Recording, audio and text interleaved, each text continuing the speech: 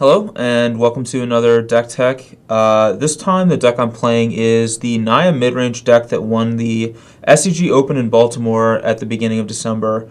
And this deck is very straightforward, but also very powerful. And I'm going to talk about the cards we have here.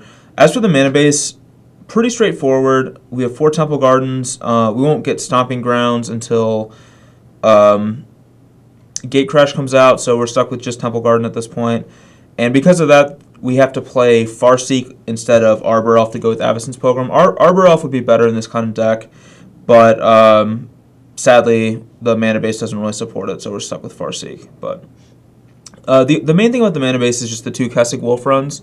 And you could also play Slayer Stronghold or Gabney Township. Those are basically the 3 options here. But the thing about this deck is you don't really flood the board with creatures too much.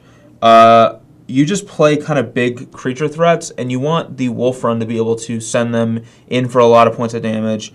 So I definitely think Wolf Run is the right choice here over either of the other 2 options. Your expensive creature in Thundermaw Hellkite already has haste anyway, so Slayer Stronghold's not really that important. As for the spells themselves, we have basically just creatures and a couple of spells. Nothing too crazy here. They're all 4-ofs. And these cards are all very powerful. So this deck's pretty streamlined, but it's also very powerful. So start out with the creature base. We have 4 Avacyn's Pilgrims. We want every game to begin with a turn 1 Avacyn's Pilgrim. It just really accelerates the game out. Something like a turn 2 Loxodon Smiter is very tough for a lot of decks to beat. So the ideal start is something like turn 1 Pilgrim, turn 2 Smiter. Smiter is pretty good against a lot of different decks. I actually think it's better than Centaur Healer against any of the aggressive decks. Even though Centaur Healer gains you life, being a 4/4 is very relevant against Searing Spear. Huntmaster and Thragtusk are 2 of the most powerful mid-range cards in the format.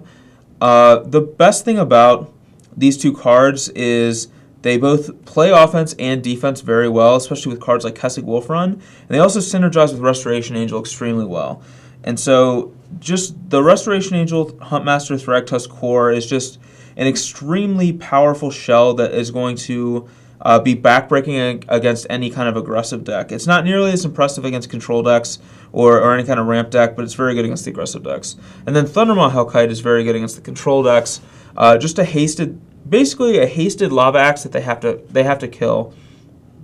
And one thing about a deck like this is between like cards like Huntmaster flipping, Bonfire, Kessig Wolf Run, and like maybe some early damage from Smiters, the deck does a lot of like incidental damage as you're building up your board. So Thundermaw Hellkite actually ends the game very fast. So something to keep in mind. Farseek is just a solid ramp spell to let you hit like a turn 3 Huntmaster or like a turn 3 Restoration Angel if you need to. Bonfire is just exceptionally good in a deck like this because you have Pilgrims and Farseeks to ramp you, so you can actually reasonably expect to cast the card, and if you Miracle at any time, you're pretty much going to win the game off of that. So playing 4 Bonfires seems awesome in this deck, and then 4 Celestia Charm. Celestia Charm, you're probably not going to make a lot of 2/2 Knights with it. That's kind of the weakest ability on the card, but it's very good in combat, making your guys trample over theirs, especially something like Thragtusk that has a high power. You can actually deal a lot of damage that way, and it's very good for exiling like opposing Thundermaw Hellkites or like Angel of Serenities or other creatures that otherwise give you problems. But this is the main deck. I'm going to talk a bit about the sideboard choices. Alright, so the sideboard is basically flooding out on Garruk's. We have 2 Garruk Relentless and 2 Garruk Primal Hunters.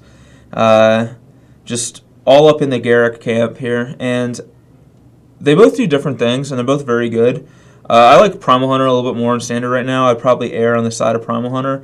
But Garruk Relentless is very good against any kind of Avacyn Pilgrim deck. Just eat their Pilgrim and then start making Wolves.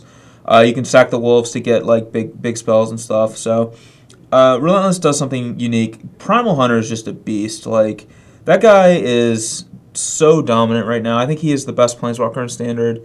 And he is just so difficult for so many decks to deal with. His +1 basically invalidates Thragtusks, and his -3 to draw you a ton of cards really puts you far ahead. And if you ever have the chance to ultimate him when your opponent doesn't have a Wrath effect, you'll know that just ends the game immediately. So Primal Hunter is pretty awesome, and I'm glad to see that this list has a few. Rest in Peace, that card's mostly just for the graveyard decks, but occasionally you want it against some of the blue-white decks that really rely on their graveyard with Snapcaster Mages and Think Twices. And Rune Chanter's Pikes is actually pretty good there too. Angel Serenity is like a great endgame against a lot of other mid-range decks or aggressive decks. Like the green-white deck, for example, has a hard time beating Angel Serenity. And the sweet thing about this is we have 4 Caverns in our deck, so against any kind of counterspell deck, it's very easy to resolve Angel Serenity if we need to. 2 Zealous Conscripts, these are really good against Planeswalkers, people playing Tamios, Jaces.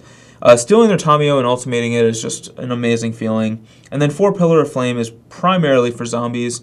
You want to be able to kill their messengers and the like. So the sideboard, again, is also fairly straightforward, but has a lot of power. So looking forward to playing this Naya deck. Naya has a special place in my heart, so hopefully you'll enjoy the videos.